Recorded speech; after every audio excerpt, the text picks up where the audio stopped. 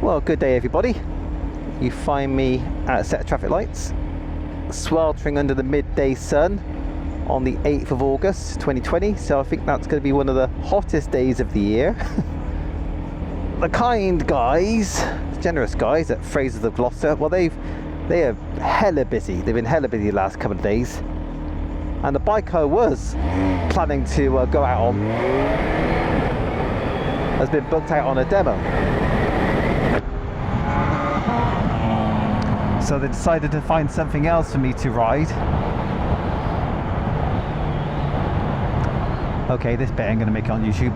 The bike I was planning to ride, which was actually a Vulcan 650S, that had been booked up on a demo, so I couldn't ride that one today. So they had to try and find something else for me to ride that wasn't booked out today. And that turned out to be this thing, which is a Kawasaki Z H2. Unfortunately, I haven't had a chance to do my homework because I didn't know I was going to be riding this today. But excited I am. So I'm just looking at it while I'm riding it, just getting a feel for what we're sat on top of. Now I have ridden the Kawasaki H2 SX, and that was a few weeks ago, and I've ridden a few bikes since, but I am going to try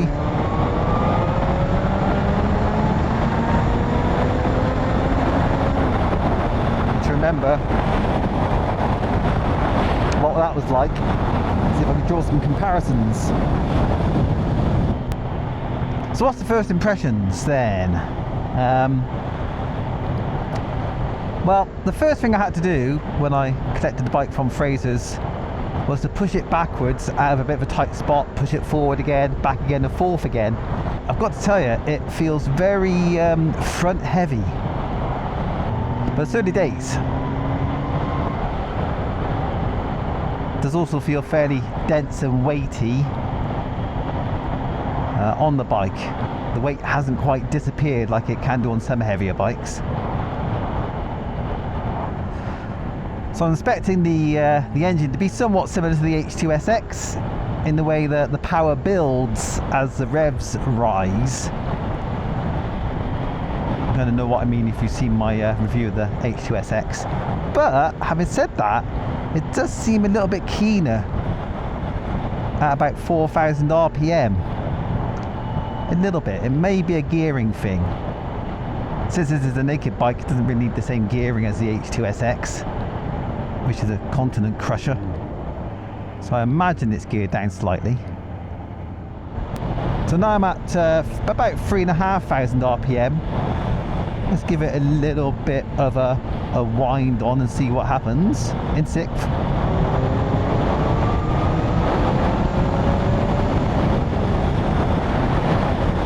That was fun.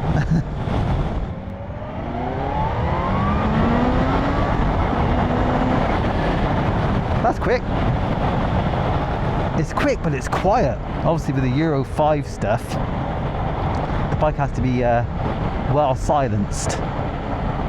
How they're doing this, 200 horsepower, 1 litre engine, and making it quiet enough to pass noise legislation, that's kind of beyond me. But they're doing it. Well, for a naked bike, it is doing quite a reasonable job, quite a good job of keeping the wind off me. I'm at cruising altitude now. I'm getting it around the shoulder area, but it's not too bad at all. Yes, I was expecting the wind to give me quite a kicking on this bike, but it's better than I thought. Riding position is fairly relaxed. I've got a bit of a forward lean going on to the bars. Feet are a little rear set, not too far back. So a fairly standard kind of sporty naked riding position, I think.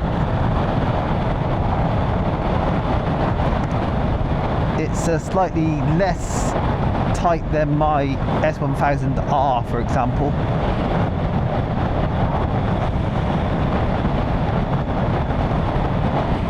But a bit tighter than the Ninja 1000 SX that I rode a few weeks back. It's comfortable by the feel of it, and the seat's quite comfortable, I reckon, as well. Feels firm, but at the same time it feels quite well padded. Let's give myself a bit of space. Go down a gear. If I crack the throttle at 4,000 RPM in fifth, I'm curious to see how quickly it kind of pulls. That initial response was good. Oh, I heard a little bit of the old supercharger chirp there. Oh, they're slowing down in front of me, but I'll just give it a bit in sixth at 4,000.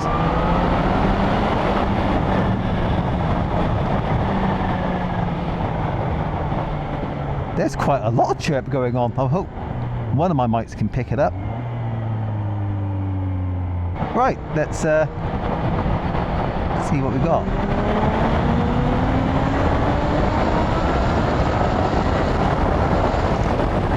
That's fast.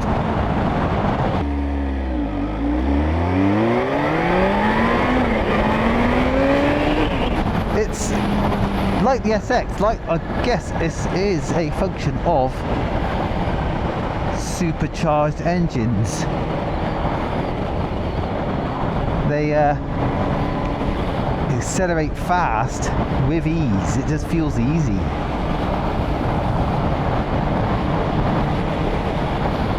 Forced induction is the way. So the bike certainly feels well built.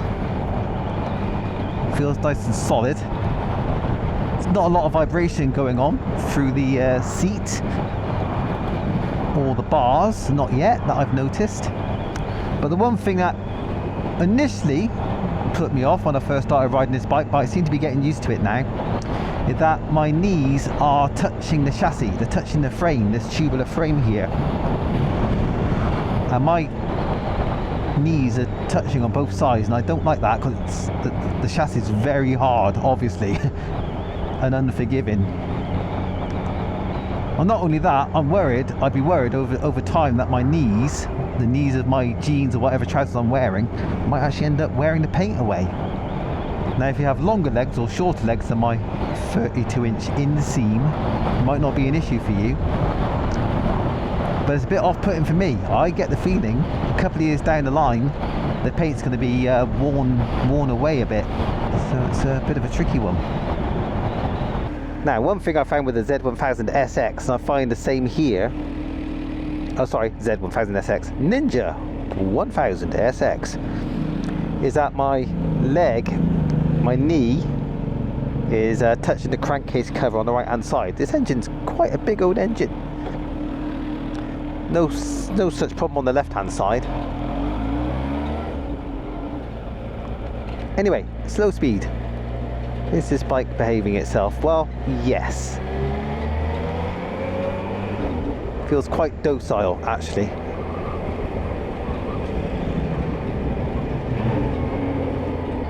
Not snatchy. That's impressive, actually, the lack of snatch there. It's even doing fifth gear here.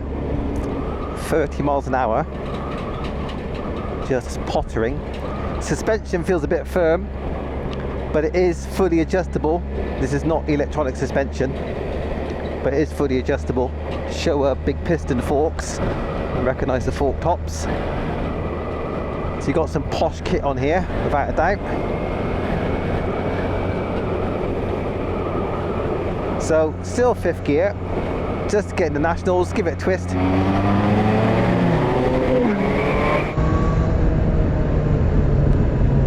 Takes a little while to build in fifth gear from very slow speed. I was doing less than 40 before I opened the throttle.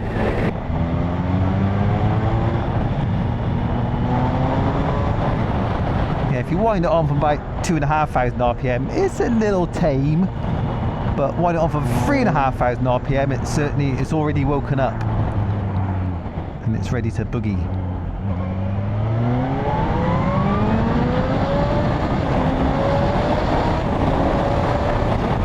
Wow, that kicks at speed like nobody's business.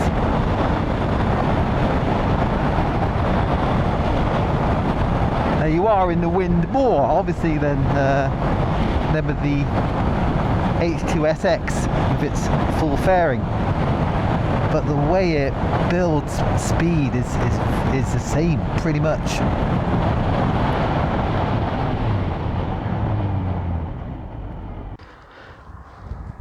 So here we are, after doing a little bit of genning up on the old specs of the machine. We do have a 200 PS, or knocking on for 195, 198 brake horsepower, liquid cooled, inline 4, 16 valve, with the exciting bit right there, supercharger, and you can certainly feel it. Now the only thing that's put me off so far is that it does feel quite top heavy. Just a moment ago when I was lifting it off the side stand to push it forward to put it on my puck, that's quite an effort, and this hasn't even got a full tank of fuel. But if you're big and strong, it probably won't be a problem. I'm not big or strong, so it may be different for you. Now 239 kilos wet, so got to contain all that horsepower. 137 newton meters of torque as well at 8,500 RPM.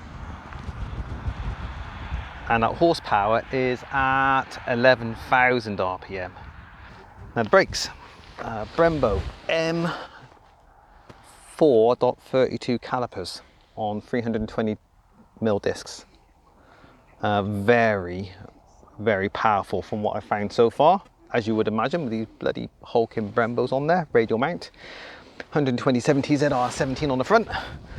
I think it's 190/50 or 190/55, 190/55 ZR17 on the back. Single piston Nissin caliper on the back there. Can't quite remember the size of the disc. I'll take a punt at 250mm on there, but it looks pretty big. Seat height, 830mm. I can't flat foot it, but I can get the balls of my feet comfortably on the floor, both feet at the same time, so that's good. 19-litre fuel tank, so that's quite a decent size as well. Probably going to need it. I haven't found out the fuel consumption yet, but I imagine it's rather thirsty. A naked bike with a supercharger. If I get over 40 miles per gallon, I'll probably be quite impressed. Unfortunately, they don't mention the size of these Showa big piston forks on the website. I'm guessing they're 43mm. I'm pretty sure they'll be 43mm. Fully adjustable for rebound, preload and compression damping. And the back is fully adjustable as well. It's not a Öhlins or anything super fancy, but it is fully adjustable. Now you can get a performance edition with a Krapovich exhaust, I do believe. I thought there might be a standard version of this with just a standard LCD dash, but I don't think that is the case. I think this dash comes with all models. But there's a lot going on with this dash. So the thing I got confused about earlier on was when I was riding was this display. I wasn't sure what was happening there, but that is Boost BST. I think if I push possibly down, yeah, we've got TH, that's just your throttle application. Would it do it at a standstill? That'd be interesting, hold on. Oh, you can actually hear something going on as well at a standstill. That's interesting. Probably going to kill the battery if I keep doing that. And brake pressure. I was a bit surprised that it only actually measures the front brake pressure. And not the back. We'll give the pedal a squeeze there, hold on. Oh. Bit of an oversight, I think. If they're measuring the brakes, why not measure both of them? This bike had got rained on before I had a chance to get onto it, so I had to give it a bit of a wipe down, but it is a bit grubby otherwise, sorry about that. And here's the thing about the frame. So it's just this bit my knees are touching on both sides. And I'm just worried, you know, right about here is where I'm going to start wearing paint off if I were to own this bike long term. I might have to get a protector of some sort, or clear plastic cover there or something. I'm not too confident that that will survive constant rubbing with my knees. What's a nice little Kawasaki badge there on the frame? Frame number? Oh, it just says Kawasaki Heavy Industries Limited. It's not even a serial number. It's just a nice riveted on badge. Thank you very much. The quick shifter, it has got a quick shifter. Sometimes it's smooth, sometimes it's rather lumpy. I'm still trying to figure it out. I think, I'm not sure. I don't want to slag Kawasaki off, but it seems that this quick shifter seems to be good at full power gear shifts and not half-hearted, half throttle or third of a throttle gear shift. Seems a little bit lumpy in that situation, but otherwise it works well under good throttle load. That swing arm's looking quite busy, isn't it? That's quite a lot going on. You can't see so well. There you go, brighten up a little bit for you. All very muscular back here. Not too large in terms of cat. How big is that cat? It's on the way underneath. Ah, interesting, isn't it? That cat's really quite small compared to a lot of modern bikes. Impressive.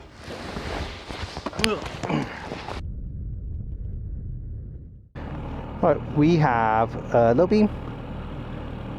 Oh, that's nice, isn't it?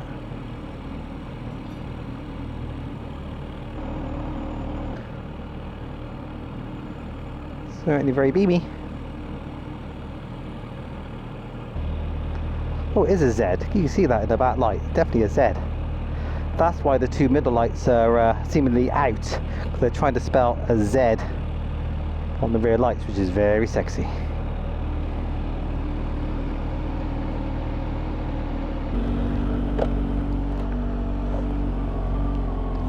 Right, take care. See you.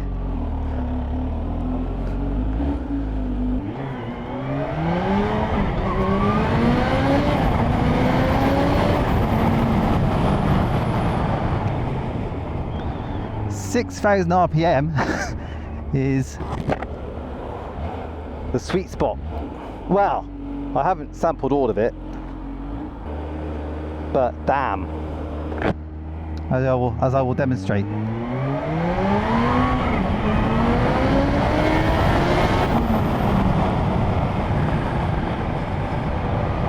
With the traction control on 1, this bike is a lot more fun than when traction control was on 2. Can't believe how quiet this bike is for the amount of violence it's got.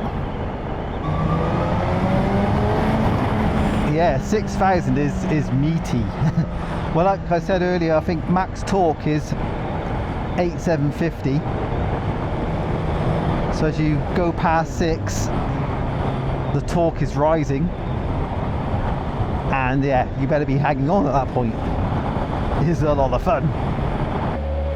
I've got to report that rolling on and off the throttle at slow speeds, I'm in third gear here, 25 miles an hour or so, that is really well behaved. That is not snatchy in the slightest.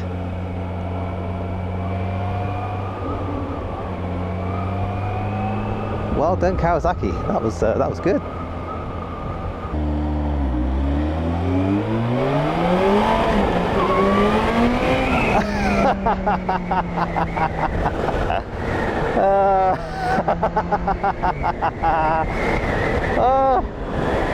That mid-range punch there, that makes me want this bike. I don't think the H2 SX was quite the same at 6,000 RPM. But But that was hilarious. That was brilliant. that was the kind of fun you want out of a liter bike. That's the kind of torque I think every liter bike should make. Right there, you're in mid-range, you give it a twist of throttle and it leaps forward. You might then say to me, oh, wait till you ride a Super Duke. Which is all well and good, but the bike needs to do what that just did at 6,000 RPM, for me personally. But also, it needs to be able to pull 6th gear from about 30 mile an hour.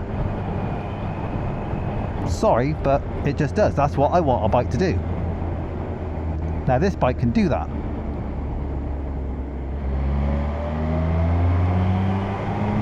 But I'm not so sure a Super Duke can pull 6th gear from 30. If a Super Duke R can do that, and some reviewers have been saying it's much more tractable and well behaved at lower revs. If it could do it, that'd be awesome.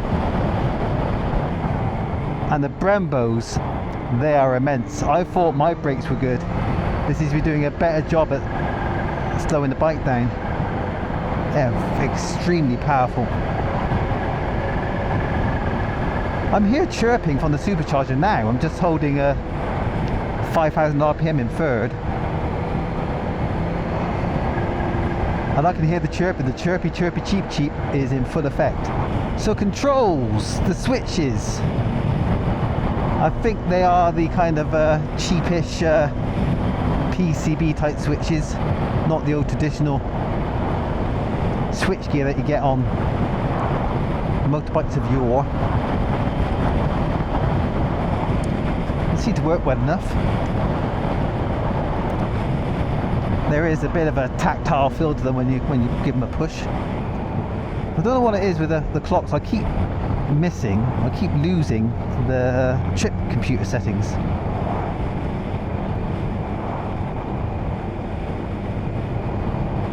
On the screen it's where it's currently saying Power F and KRTC. I'm sure that's where the trip computer settings should be.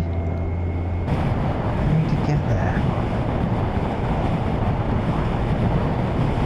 Ah, there you go. Got to hold down reset. If you just push reset, it changes the display from a white background to a dark background.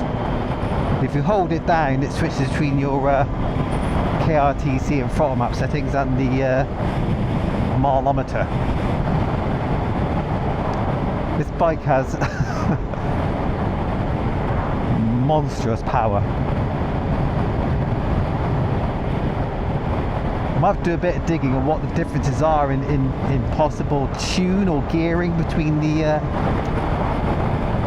ZH2 here and the H2SX. I just don't quite recall the H2SX being quite as strong at 6,000 RPM as this is. I could be wrong. Could be misremembering. It does feel slightly beefier in the middle here. Which is, funnily enough, just the kind of area in the rev range where I've been saying my S1000R is a bit lacking. Gosh, this bike is a lot of fun. But it's most definitely grown-up fun. This is not a bike for a beginner in any way, shape or form. There, I said it. If you're an inexperienced rider, this bike could put you in hospital. Well, you could put yourself in hospital. It won't be the bike's fault, it'll be yours. Nice to find neutral though. Last thing you need when you've been flying around the A roads is to struggle to get into neutral. So that's well behaved. Well done. There's a bit of a tingle for the right bar. I'm a bit unfortunate there with my choice of speed and gear.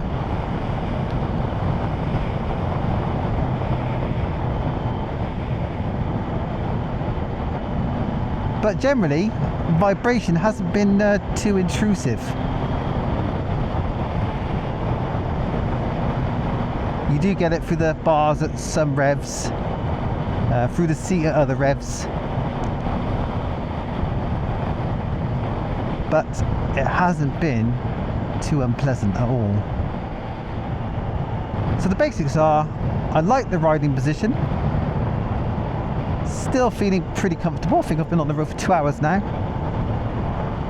maybe 3, I think 2.5. And the power delivery, by and large, I am kind of in love with. I think I want a supercharged bike for my next bike. When I bought my S1000R, brand new PCP deal, I didn't really imagine myself buying another new bike after that. I mean, it's a 1000cc litre bike with 160 odd horsepower. Is there anything really going to be that much better? Well, this mid-range on this bike, that does make it better by quite a bit compared to my bike, I've got to say. What my bike has still got, I think, over this one, low revs, about 3000 RPM. This doesn't quite match my S1000R, and I like low rev torque. I like tractable engines. Doesn't seem far off it though. I think I could live with it, is what I'm saying.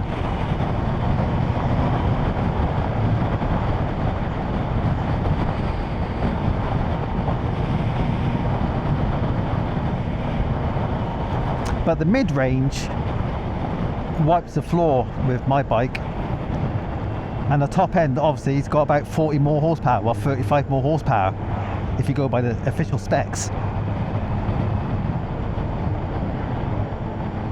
The only downside is the weight. It just weighs so much and it feels quite top heavy. My bike feels like a flyweight in comparison. It's surprisingly stable. Now the front end gets light, no doubt about that, and it does it quite often if you're going to give the throttle a good twist. It doesn't feel like it'll get out of control. That's impressive. The suspension has got to deal with a lot of weight, and I think it's doing a good job. And I don't think softening it off would be a good idea for how dynamic this bike is, for the speed it can gather so quickly. But for my taste, I'd rather have it just a little bit softer, a little bit more compliant. If it can be made to be more compliant but not get out of control, I'd be very happy. And since we show a big piston forks up front and a fully adjustable rear, chances are that could be made to happen. Over some lumpy and bumpy roads where if the throttle was snatchy, I'd be having a little bit of a hassle at this point, but it's doing well. The on-off throttle is good, it's smooth, better than I thought it would be. Now if you come on off the throttle when you're kind of in the middle of the torque, about 6-ish, 5-6, if you come on off there, it does seem to be a little bit abrupt. I haven't had that much chance to experiment with coming on and off the throttle at those sorts of revs. Yeah, I'm pretty hot now, got to admit. It is probably knocking on the door of 30 Celsius now. But I have felt heat a couple of times come up off the bike, but it's not been too bad. I haven't felt an overbearing sense of heat. On some bikes you just get a bit unlucky with the wear, where the fan blows out hot air. At standstill I do feel it kind of rising, but I don't feel it being angled towards me or being blown towards me so far. So for a bike with supercharger bolted onto it, I think it's doing pretty well. I haven't had an opportunity really to throw it at any bends, unfortunately, on this ride. There's nothing to indicate that it won't just be kind of stable in the turns. Like I said, it's not very flickable, it's quite heavy. The upside of that is the weight will keep it planted, I think, in the faster bends. I suppose the question is, would I take her out on a second date? Would you take both the H2SX and the ZH2 out on a double second date? Yes, yes, and once again, yes. I've had a lot of fun with this bike. And I can certainly see myself having more fun with this bike. Yeah, it's top quality bike.